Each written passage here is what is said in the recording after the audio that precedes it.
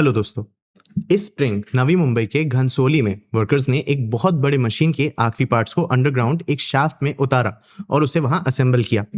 ये मशीन एक football pitch से भी ज्यादा लंबी है, लगभग एक 4 स्टोरी बिल्डिंग जितनी ऊंची है और इसका वेट 3000 टन से भी ज्यादा है। 18 जुलाई को मशीन ने विक्रोली की तरफ अपनी जर्नी शुरू की, एक 10 किलोमीटर टनल खोदते हुए जो इवेंचुअली थाने क्रीक के नीचे से गुजरेगी।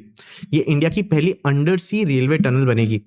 13 दिन पहले एक दूसरी मशीन ने विक्रोली से बांद्रा कुर्ला कॉम्प्लेक्स की तरफ खोदना शुरू किया था, जो मुंबई के कुछ सबसे बिजी नेबरहुड्स के नीचे से गुजर रही है। ये दो टनल बोरिंग मशीन्स हैं जो मुंबई अहमदाबाद बुलेट ट्रेन के अंडरग्राउंड सेक्शंस बना रहे हैं। अगले कुछ सालों में ये दो मशीन्स कई किलोमीटर्स लंबी ऐसी जमीन से गुजरेंगी जिसे किसी ने पहले कभी नहीं देखा है। आज के इस वीडियो में हम इसी टनलिंग के बारे में समझेंगे। सबसे पहले हम ये समझेंगे कि इन टनल्स की जरूरत क्या है, फिर हम इस प्रोसेस और इससे जुड़े मशीनरी के बारे में समझेंगे। एंड में हम टनल्स बनाने से जुड़े कुछ रिस्क के बारे में भी समझेंगे। मैं हूं आपका होस्ट देव, आप देख रहे हैं मार्केट्स बाय ज़ीरोधा हिंदी। चलिए शुरू करते हैं। सबसे पहले ये समझते हैं कि रेलवे को अंडरग्राउंड बिल्ड ही क्यों किया जाता है। क्या इसे सरफेस पर बनाना आसान नहीं होता? होता तो, पर कभी कभी सरफेस कोऑपरेट नहीं करती है। ट्रेन्स शार्प ढलान नहीं चढ़ सकते या शार्प टर्न्स भी नहीं ले सकते।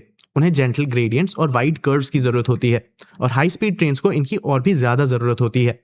इसे मुंबई जैसे सिटी से फिट करने की कोशिश करने पे स्पेस बहुत जल्दी खत्म हो जाती है। रूट को roads, buildings, utilities, water bodies और सरफेस पर पहले से मौजूद हर चीज से डील करना पड़ता है। मुंबई अहमदाबाद बुलेट ट्रेन को ही ले लीजिए। बीकेसी और शिलफटा के बीच एक ही प्रैक्टिकल रूट मुंबई और थाने क्रीक के नीचे से गुजरता है, तो डिग करने के अलावा ज्यादा कोई चॉइस नहीं रहता। डिगिंग शुरू होने से पहले इंजीनियर्स ये समझने की कोशिश करते हैं कि अंडरग्राउंड क्या क्या है। वो बोर होल्स ड्रिल करते हैं, साइस्मिक सर्वेस करते हैं और पत्थर और मिट्टी को स्टडी करते हैं। इंटरनेशनल टनलिंग एसोसिएशन इस बारे में काफी ब्लंट है और ये कहती है कि ये सिर्फ पेपर वर्क नहीं है, ये stage route, depth, construction method और अल्टीमेटली कॉस्ट डिसाइड करता है। पर इस प्रोसेस के साथ एक प्रॉब्लम है। एक टनल जमीन के एक बड़े हिस्से से होकर जाने वाली एक कंटिन्यूस लाइन होती है, जबकि बोर होल्स आपको सिर्फ उन्हीं कुछ जगहों के बारे में बताते हैं जहां इन्हें ड्रिल किया जाता है। बीच के सब कुछ एक एजुकेटेड गेस होते हैं और कभी कभी वो गेसेस गलत हो सकते हैं। दो बोरहोल्स के बीच एक फॉल्ट या अर्थ के लेयर में क्रैक हो सकता है, या जहां मॉडल ने क्ले प्रेडिक्ट किया था वहां वाटर बियरिंग सैंड का एक लेयर हो सकता है। और यही टनलिंग की रियलिटी है। आप पहले से जमीन को चाहे कितना भी स्टडी कर लें, अनसर्टेनिटी हमेशा रहेगी। इस अनसर्टेन जॉब को करने के लिए एक कॉन्ट्रैक्टर को उस सर्वे के सारे अनसर्टेनिटी को एक नंबर में बदलना पड़ता है। उसे एस्टिमेट करना पड़ता है कि मशीन कितनी फास्ट मूव करेगी, इसके कटर्स कितनी जल्दी घिसेंगे, टनल को कितने सपोर्ट की जरूरत होगी और कितने डिलेज ऐसी प्रॉब्लम से आ सकते हैं जिसे प्रेडिक्ट नहीं किया जा सकता। फिर उसे इस सब पर एक प्राइस लगाना पड़ता है और एक सर्टेन डेट तक इस पूरे प्रोजेक्ट को फिनिश करने का प्रॉमिस भी करना पड़ता है। इसलिए कॉन्ट्रैक्ट इतना मैटर करता है।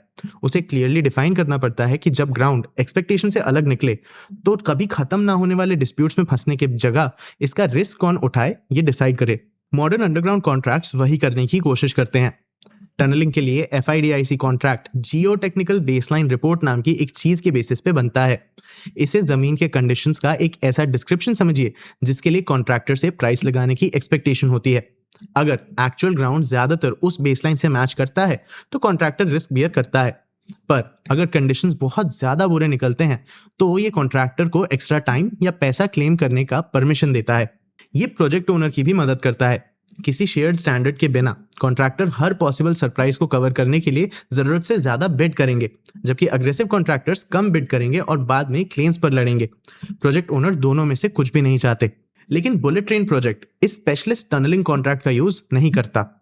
पब्लिक टेंडर एक पुराने FIDIC कॉन्ट्रैक्ट को रेफर करता है जहां एम्प्लॉयर डिजाइन प्रोवाइड करता है, पर वो डॉक्यूमेंट जो ये एक्सप्लेन करते हैं कि जियोलॉजिकल रिस्क एक्चुअली दोनों साइड्स में कैसे डिवाइड होंगे, उन्हें पब्लिक नहीं किया गया था। वो सिर्फ उन्हीं बिडर्स के लिए अवेलेबल थे जिन्होंने फी पे की और एक नॉन डिस्क्लोजर अग्रीमेंट साइन किया था। तो पब्लिक रिकॉर्ड से ये जान पाना इम्पॉसिबल है कि प्रोजेक्ट किसी फॉर्मल जियो टेक्निकल बेसलाइन का यूज करता है या वैसे किसी दूसरी चीज का। अब मान लो एक कॉन्ट्रैक्टर ने कॉन्ट्रैक्ट जीत लिया, वो अभी भी डिगिंग शुरू नहीं कर सकता। पहले उसे वो मशीन बिल्ड करनी पड़ेगी जो डिगिंग करेगी। टनलिंग शुरू होने से पहले वर्कर्स बड़े लॉन्च शाफ्ट्स एक्सकेवेट करते हैं जहां टनल बोरिंग मशीन को अंडरग्राउंड असेंबल किया जाता है। मशीन एक पीस में नहीं आती, इसके पार्ट्स को एक एक करके शाफ्ट में उतारा जाता है और सरफेस के नीचे एक साथ जोड़ा जाता है। और एक टनल बोरिंग मशीन सिर्फ एक बहुत बड़ा ड्रिल नहीं है, इसके सामने का घूमने वाला कटर हेड एक बहुत बड़े सिस्टम का सिर्फ एक हिस्सा है। इसके पीछे power systems, ventilation, tunnel lining install करने वाले इक्विपमेंट्स और ऑपरेशन को चालू रखने के लिए जरूरी सारी मशीनरी भी होती है। मतलब ये एक अंडरग्राउंड फैक्ट्री है।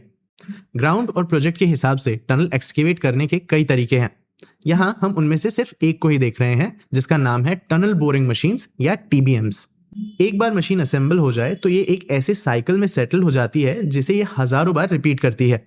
थाने क्रीक के नीचे की टनल को mix shield tunnel boring machine का यूज करके डिग किया जा रहा है।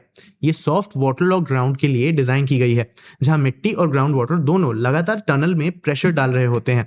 इस सारे प्रेशर की वजह से टनल को कोलैप्स होने से रोकने के लिए मशीन अपने कटर हेड के पीछे की स्पेस को स्लरी नाम के क्ले और वाटर के प्रेशराइज्ड और गाढ़े मिक्सचर से भरती है। ये प्रेशर ग्राउंड को अपनी जगह पर रखता है, जबकि कटर हेड मिट्टी के थ्रू कट करता रहता है। हटाई हुई मिट्टी स्लरी के साथ मिक्स होती है और सरफेस पर पंप की जाती है। वहां एक सेपरेशन प्लांट मिट्टी को हटाता है, स्लरी को साफ करता है और इसे दोबारा यूज करने के लिए अंडरग्राउंड भेजता है। पूरा प्रोसेस एक कंटिन्यूअस लूप में चलता रहता है। हर टनल बोरिंग मशीन इस तरह काम नहीं करती। कुछ स्लरी के बजाय टनल को सपोर्ट करने के लिए खोदी हुई मिट्टी का ही यूज करते हैं। कौन सा प्रोसेस यूज होता है ये ज्यादातर जमीन पर डिपेंड करता है। जैसे जैसे मशीन आगे बढ़ती है, ये अपने पीछे टनल को बिल्ड करती है। एक mechanical arm curved concrete segments को एक एक करके तब तक प्लेस करता है जब तक वो एक कंप्लीट रिंग ना बना ले। फिर हाइड्रोलिक इस मशीन को आगे चलाने के लिए इस नए रिंग के अगेंस्ट पुश करता है। ग्राउट एक सीमेंट, वाटर और सैंड का पेस्ट होता है। इसे किसी भी खाली जगह को भरने और ऊपर की जमीन को सेटल होने के चांसेस को कम करने के लिए लाइनिंग के बाहर गैप में इंजेक्ट किया जाता है। मशीन को अपने कोर्स या एक फिक्स्ड रास्ते पर भी रहना पड़ता है। ये देख नहीं सकती कि ये कहाँ जा रही है, इसलिए सर्वे इंस्ट्रूमेंट्स लगातार इसकी एक्चुअल पोजीशन को प्लान रूट से कंपेयर करते रहते हैं। अगर ये हटने लगती है तो क्रू इसे वापस लाइन पर स्टीयर करने के लिए हाइड्रोलिक को एडजस्ट करती है। अब जो कुछ भी हमने अभी तक डिस्कस किया है वो अज्यूम करता है कि ग्राउंड वैसे ही बिहेव करता है जैसा इंजीनियर्स की एक्सपेक्टेशंस थी, पर अक्सर ऐसा नहीं होता। और जब ऐसा नहीं होता तो चीजें बहुत जल्दी बहुत ज्यादा कॉम्प्लिकेट हो सकती हैं। कभी कभी प्रॉब्लम जमीन की होती है, कभी कभी ये मशीन को ऑपरेट करने का तरीका होता है। ये पता करने में सालों लग सकते हैं कि कौन रिस्पॉन्सिबल है। 2019 में ITD सीमेंटेशन की ऑपरेटेड एक टनल बोरिंग मशीन अंडरग्राउंड डिग कर रही थी। अचानक उसमें पानी और मिट्टी भर गया जब मशीन बो बाजार नेबरहुड के नीचे गई। ऊपर की जमीन धंस गई, घर क्रैक हो गए और कोलैप्स भी, और रेसिडेंट्स को वहां से हटना पड़ा। ये इंजीनियरिंग फेलियर जल्द ही एक लीगल बैटल बन गया। कॉन्ट्रैक्टर ने आर्ग्यू किया कि उसे ऐसी ग्राउंड कंडीशंस का सामना करना पड़ा जिसे कोई प्रेडिक्ट नहीं कर सकता था। कोलकाता मेट्रो ने आर्ग्यू किया कि असली प्रॉब्लम ये थी कि मशीन को कैसे ऑपरेट किया गया था। सालों बाद डिस्प्यूट अभी भी कोर्ट में लड़ा जा रहा है। टनलिंग के बारे में यही एक ट्रिकी पार्ट है।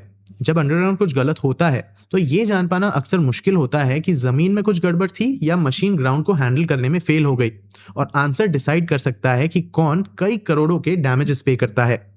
और अगर हिमालयाज की बात करें तो ये एक एकदम अलग चैलेंज है। वहां प्रॉब्लम वाटरलॉग मिट्टी नहीं बल्कि वीक और टूटे हुए पत्थर हैं जो खुद को सपोर्ट नहीं कर सकते।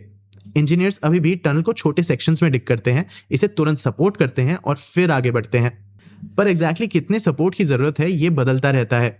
एक हिस्से को एक्स्ट्रा कंक्रीट और रॉक बोल्ट्स की जरूरत हो सकती है, लेकिन अगले पार्ट को ही डिगिंग कंटिन्यू करने के लिए पहले पत्थरों को एक साथ होल्ड करने के लिए टनल में आगे पुश किए हुए स्टील पाइप्स की जरूरत हो सकती है। मतलब सारी प्लानिंग के बावजूद टनलिंग एक फिक्स्ड प्रोसेस नहीं होती है। इंजीनियर्स को अक्सर मीटर बाय मीटर अडाप्ट करना पड़ता है, जैसे जैसे ये पता चलता है कि जमीन एक्चुअली कैसी है। इसके ऊपर से एक कॉन्ट्रैक्टर टनलिंग में बहुत अच्छा हो सकता है और फिर भी इसका बिजनेस स्ट्रगल कर सकता है। इसका सबसे बड़ा रीजन टाइम है। टनलिंग बहुत ज्यादा अपफ्रंट स्पेंडिंग डिमांड करता है। कॉन्ट्रैक्टर्स को कोई भी पैसा कमाने से काफी पहले मशीन्स, लॉन्च शाफ्ट्स, इक्विपमेंट्स और वर्कर्स के लिए पे करना पड़ता है। काम कंप्लीट होने के बाद भी पेमेंट हमेशा तुरंत नहीं मिलती। बिल्स को पहले मेजर और सर्टिफाई करना पड़ता है। कुछ पैसा पे नहीं किया जाता और वो डिस्प्यूटेड बिल्स क्लेम्स में बदल जाते हैं, और उन क्लेम्स को रिजॉल्व होने में कई सालों लग सकते हैं। तो इसका मतलब ये है कि एक कॉन्ट्रैक्टर एक मुश्किल टनल को सक्सेसफुली खत्म तो कर सकता है, और फिर भी उसके पैसे का एक बड़ा हिस्सा अनपेड बिल्स और लीगल डिस्प्यूट्स में अटके रह सकते हैं। HCC इंडिया की सबसे एक्सपीरियंस टनलिंग कंपनीज में से एक है, और ये कंपनी इस प्रॉब्लम का एक अच्छा एग्जाम्पल है। इसने बड़े आर्बिट्रेशन क्लेम्स रिकवर करने के लिए सालों वेट किया है। कंपनी के हिसाब से इसमें से ज्यादातर डिस्प्यूट्स अनएक्सपेक्टेड जियोलॉजी के बारे में थे ही नहीं, बल्कि डिलेज, डिजाइन चेंजेस और स्कोप ऑफ वर्क में चेंजेस के बारे में थे। और इन सब के बाद मशीन टनल के एक एंड तक पहुंच जाती है। इस मोमेंट को ब्रेक थ्रू कहते हैं। ये तब होता है जब कटर हेड फाइनली दूसरे एंड पर रिसीविंग शाफ्ट में एंटर करता है। कई किलोमीटर की अंडरग्राउंड डिगिंग के बाद मशीन एग्जैक्टली वहां पहुंचता है जहां इसे पहुंचना था।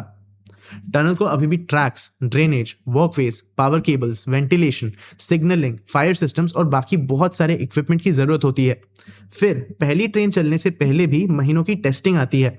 टनल बोरिंग मशीन को भी डिसमेंटल करना पड़ता है या घुमाना पड़ता है, और कॉन्ट्रैक्टर के लिए पेमेंट्स अभी भी पेंडिंग हो सकती हैं और क्लेम्स अभी भी अनरिजॉल्व्ड रह सकते हैं। और इन सब के भी बहुत समय बाद टनल रेलवे का बस एक और पार्ट बन जाता है। और ऐसे होती है इंडिया में टनल्स की डेवलपमेंट। ऐसे और कौन से बिजनेसेस या प्रोसेसेस हैं जिनके बारे में आप जानना चाहते हैं, हमें इनके बारे में कमेंट सेक्शन में जरूर बताना। अगर ये वीडियो आपको इन्फॉर्मेटिव लगा तो इसे लाइक और शेयर जरूर करना। ऐसे ही और वीडियोस के लिए चैनल को सब्सक्राइब भी कर लेना। आज के लिए इतना ही, मिलते हैं अगले वीडियो में।